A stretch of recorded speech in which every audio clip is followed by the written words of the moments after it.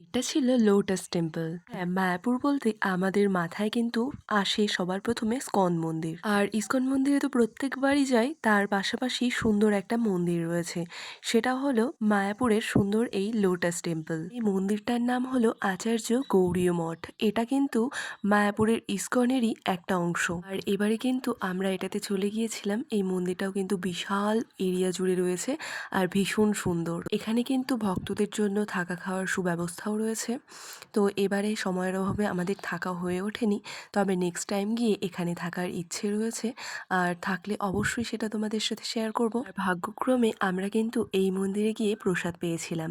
Coupon কেটে লাইনে গিয়ে দেখছি ভীষণ ভিড়। তারপর সেই লাইনে দাঁড়াতেই আবার সেই সব ভিড়টা ভেঙে অন্য একটা জায়গায় চলে গেল, তার মানে সেই জায়গায় প্রসাদ দেওয়া হবে না।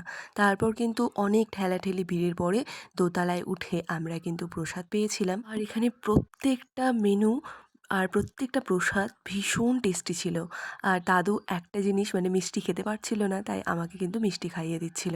মিষ্টিওয়ালার মেয়ে হলে কি হবে, আমি কিন্তু মিষ্টি খেতে ভীষণ ভালোবাসি। যখনই আমরা দুই বোন বাইরে কোথাও যাই তখন কিন্তু বুনু আমাকে আর আমি বুনুকে হাত ধুয়ে দিই। আর এখানেও ছিল কিন্তু সুন্দর ছোট্ট একটা গোশালা। সেদিন ছিল বাবা মার অ্যানিভার্সারি, মানে 24th অ্যানিভার্সারি। আর বিবাহবার্ষিকীর দিনটা কিন্তু বেশ ভালোভাবে কেটেছিল একটা সুন্দর মন্দিরে, সুন্দর পবিত্র স্থানে গিয়ে।